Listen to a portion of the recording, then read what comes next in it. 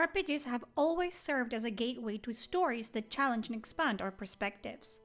They allow players to step into lives far removed from their own, grappling with struggles they have never encountered and adopting viewpoints that may feel entirely alien. It's this transformative quality that makes RPGs the perfect medium for storytelling. They offer the unique opportunity to not just witness a narrative unfold, but to embody it, to be whoever you chose to be, and explore what that identity means within the world's framework. Through this lens, games like Dragon Age have tackled themes like faith, politics, and morality. From its very beginning, Dragon Age has been a series that invites players to explore the best and worst parts of themselves. It's a franchise built on the idea of choice, not just in actions but in identity. An atheist could step into the shoes of a devout Templar. A man could experience life as a noblewoman and future Queen of Ferelden, and someone indifferent to politics could hold the power to shape nations. This flexibility isn't just about escapism, it's about understanding. Through role-playing, players can explore perspectives they may never have considered, stepping into worlds where their choices resonate on a personal and global scale. The series thrives on this introspection, asking not just what you would do, but who you would become in a world teetering on the edge of chaos. It's no secret that RPGs of this scale invite players to step out of their comfort zones, to act, speak, and love in ways they might never dare in reality. These games are, at their core, a means of escapism. They offer a reprieve from the real-world struggles, allowing players to inhabit roles bigger than life itself, to become someone with the potential to reshape the world. And that's part of their magic. RPGs provide a space where players can explore ideals, philosophies, and personal growth without the constraints of their everyday lives. These worlds feel alive yet detached from the burdens of modern existence, letting players lose themselves in the fantasy of being a hero, a rebel, or even a villain. This is why there's often a pushback when these centuries of escapism are infiltrated by modern-day ideologies and issues. While games have always reflected the cultures and beliefs of the times they were made in, the line between subtle storytelling and heavy-handed messaging can be thin. If done without care, these elements can feel intrusive, pulling players out of the world they have immersed themselves in. Dragon Age has always walked this line, using its setting to explore weighty topics like religion, power, and identity. But it's in how these topics are woven into the lore that determines whether players embrace or reject them. Sexuality and gender identity are among the topics that Dragon Age has woven into its narrative since its inception. In Origins, these themes were handled with grace and subtlety, so masterfully integrated that they felt like an organic part of the world.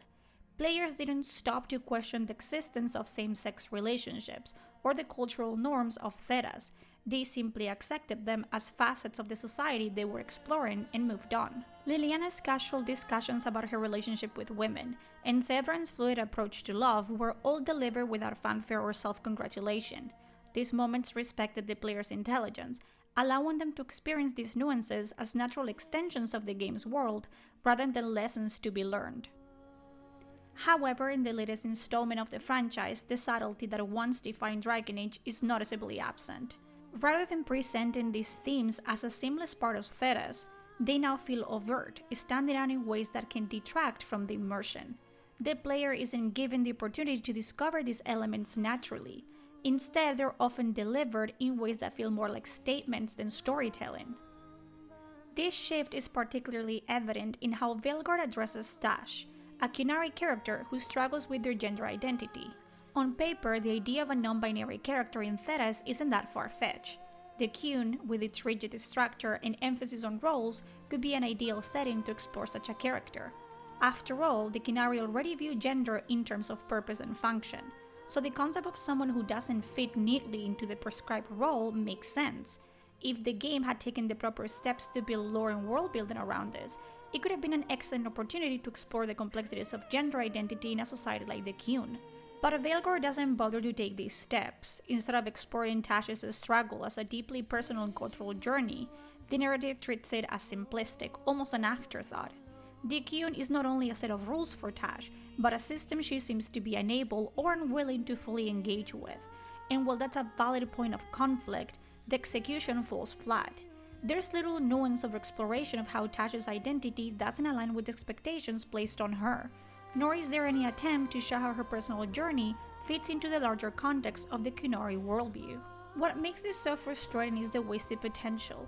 The Kinari already have a complex relationship with identity. From their rigid caste to the lack of individualism in their society, everything in their culture is defined by roles.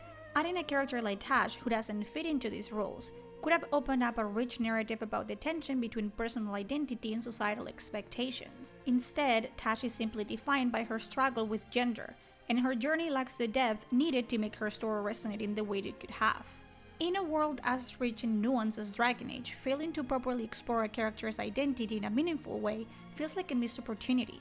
It's not just a simple matter of including non-binary representation.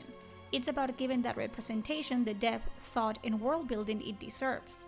Veilguard could have taken its time, built the context around Tash's struggle, and let the player experience it alongside her, but instead they choose to focus on her identity without any of the complexity, reducing what could have been a powerful narrative to a shallow commentary on gender. Taash is not the first Kinari we meet, and as such we already have a baseline for what we expect a Kinari to be. Our first introduction to the Kinari comes through Sten, a member of the Beresat, stranded in Ferelden after a scouting mission gone wrong. Sten embodies everything the Kinari are meant to be: structured, efficient, and coldly pragmatic. He's a cog in the machine, fulfilling his role without question or hesitation. When we first meet Sten in Origins, he's an infantry platoon commander who has just suffered a devastating failure, losing all the men under his command during a Darkspawn attack. For a Kinari, this isn't just a personal tragedy, it's a failure to fulfill his role within the Qun, and it leaves him aimless. To Sten, purpose and identity are intrinsically tied to the Qun, and without his platoon, he is lost. Sten is a stranger in a strange land, and he doesn't like it. For him, Fereldans do everything upside down, in the most inefficient and disorganized way possible. He views their lack of structure and reliance on individualism as laughable and childish. As a result, he sees any non-Kinari as little more than children playing war, amateurs flambing through the chaos of their lives. But beneath his rigid exterior lies the complexity of a man who's deeply unsettled by his own failure. Sten's arc, if pursued, is one of self-discovery and re-evaluation. The Warden can challenge his beliefs, not by asking him to abandon the Qun, but by showing him that there is value in other perspectives. This gives Sten depth, allowing the player to see the cracks in his otherwise unyielding exterior. Through Sten, we get our first real glimpse of what it means to live under the Qun, its rigidity, its expectations, and the cost of stepping out of line. His characterization is a balance between the cultural ideals of the Kinari and his own personal growth, a balance that makes him one of the most compelling characters in the series. This foundation of the Kinari as a people of structure and purpose was later expanded upon with Iron Bull and Inquisition. Bull provides yet another perspective, one of voluntary adherence to its rules, but with a sharp awareness of its limitations. However, when we arrive at Veilguard and meet Taash, this nuanced portrayal of the Kinari and the roles within it feels absent. While Sten and Bull both grow to navigate life outside of their roles while holding onto their core beliefs, Taash is presented as a walking lecture. Their issues with their role in Kinari society couldn't be more on the nose. Taash struggles with their gender role. They explicitly state that they don't feel entirely like a man or a woman, though they often lean towards identifying more as a man. This is a potentially compelling conflict, especially given the rigid structure of the Qun, where roles are assigned based on perceived aptitude and societal need. Traditionally, women are not permitted to be soldiers in the Beresat, reinforcing the idea that gender roles are strictly defined by the Qun. However, the timeline of Veilguard introduces a significant shift, one that diminishes the stakes of Taash's conflict. By the time Taash enters the picture, the Antam, the Kinari military faction, have broken away from the main branch of the Qun. Taash, while not aligned with the treasonous ideology of the Antam, has grown up outside the traditional suffocating norms of the Qun. This shift in circumstances means that Taash has been allowed to be a warrior, to act as such, and even to join the Lords of Fortune. The tension that could arise from Taash's conflict with the rigid Kinari structure is undercut by their circumstances. Taash's mother, a Kinari who was raised within the traditional expectations of the Qun, occasionally comments on Taash's non-conforming behavior, but she never actively stops them from doing what they want. There's no real pushback, no true obstacle for Taash to overcome regarding their gender identity or role. This lack of meaningful resistance diminishes the impact of Taash's arc. Where Sten had to grapple with the consequences of failure, and where Bull had to navigate the dichotomy of loyalty to the Qun versus loyalty to his friends, Taash's journey feels oddly hollow. Their struggles, while stated explicitly, don't carry the same weight because the narrative doesn't build a world where those struggles have tangible consequences. Instead of exploring their gender identity within the framework of the Qun with nuance, Taash's story becomes a simplified allegory for modern conversations about gender, delivered with all the subtlety of a hammer. It lacks the natural integration into the world of Thedas that made the struggles of Sten and Bull so engaging. And this struggle isn't written in a compelling way either. The overuse of modern terminology and ideologies undermines what could have been a deeply resonant storyline. After coming to terms with their gender, Taash explicitly introduces themselves as non-binary, and that is where I draw the line.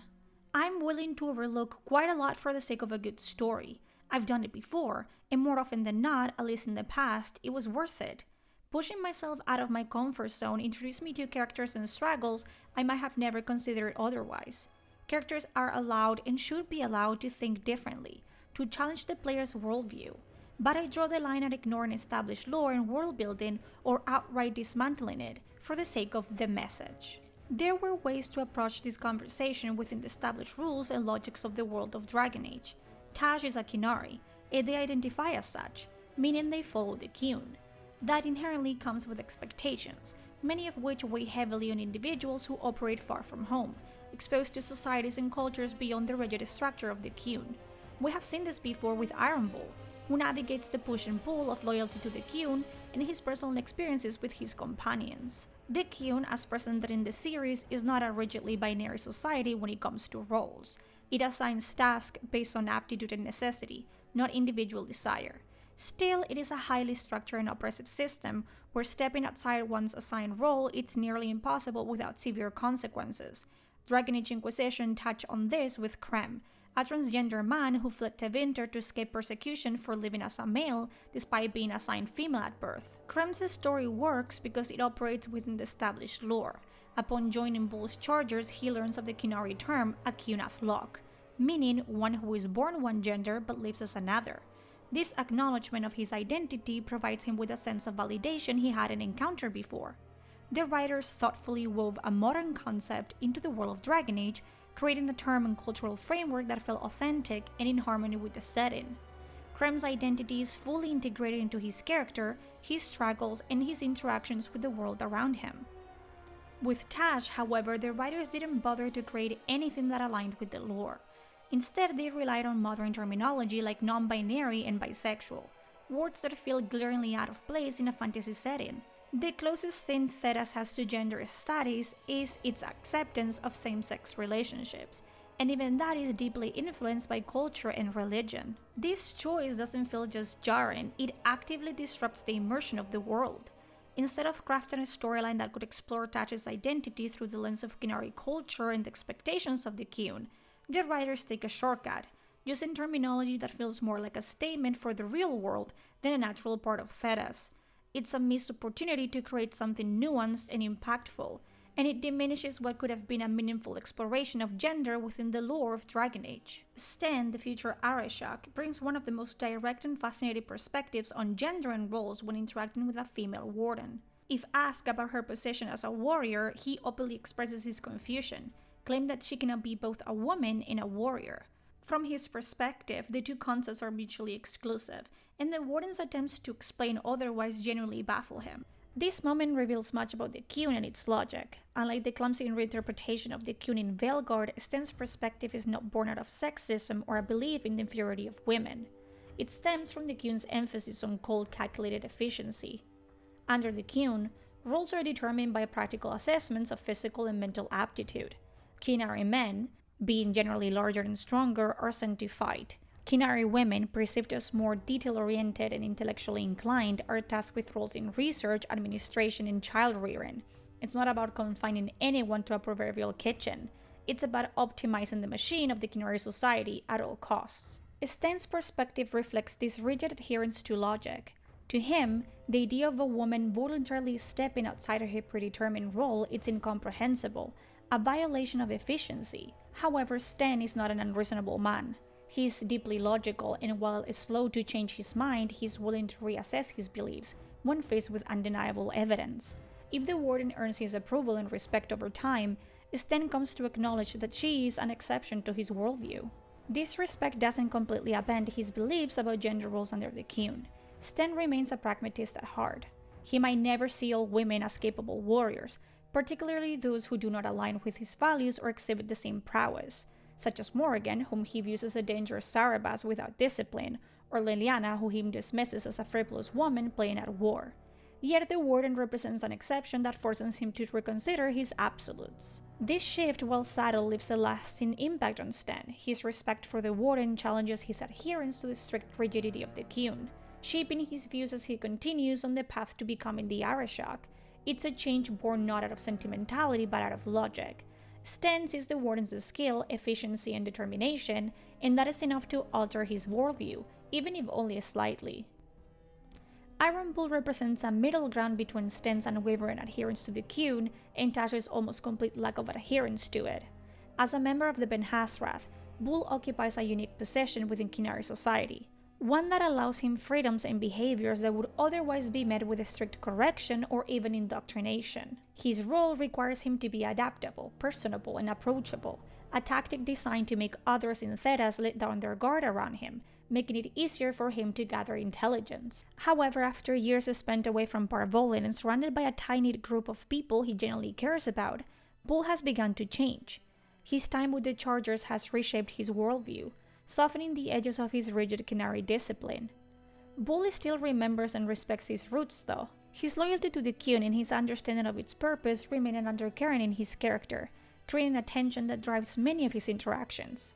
Despite his apparent freedoms, Bull never forgets his purpose or the role he was sent to Southern Thedas to fulfill. That internal conflict comes to a head when he is forced to make the ultimate choice between his chosen family and his loyalty to the Qun. It's a decision that no Qunari should ever have to face, one that fundamentally breaks Bull's carefully maintained balance. The defining moment of Iron Bull's arc reveals the depth of his struggle. Choosing the Charger signifies a complete break from the Qun, casting Bull as a Talvashov, a traitor to his people. On the other hand, choosing the Qun means sacrificing the people who gave him the freedom to be more than his role, solidifying his place as a loyal agent but at a great personal cost. This moment highlights the weight of Bull's internal conflict. Unlike Sten, who starts rigid and only gradually expands his perspective, or Taash, whose identity is presented with little connection to the Qun's ethos, Bull is a living embodiment of duality. He navigates the space between freedom and duty, individuality and loyalty. His story is one of compromise and consequence, showing that even those who seem most at ease with their role can be torn apart by the expectations placed upon them. In contrast to Bull's nuanced internal struggle and Sten's gradual growth, Taash falls painfully flat. Without the Qun truly being enforced on them and having grown up with far more freedom than most Qunari ever experienced, Taash's conflict feels shallow and self-contained. Unlike Sten or Bull, who grapple with the weight of their roles and societal expectations, Taash has no established role to defy or conform to. Even as a woman, Taash had already broken the rules of Qunari tradition, becoming a warrior entirely with their own volition. While their mother occasionally comments on their choices, Taash is never truly challenged or stopped from pursuing what they want. There is no external force pushing back against them, no systemic or cultural barrier they must overcome. The lack of stakes in their story reduces their internal conflict, figuring out who they are, to one that feels inconsequential in the larger narrative. Taash's struggle with their identity culminates in a decision to come out as non-binary, and from that point forward, their storyline becomes frustratingly one note.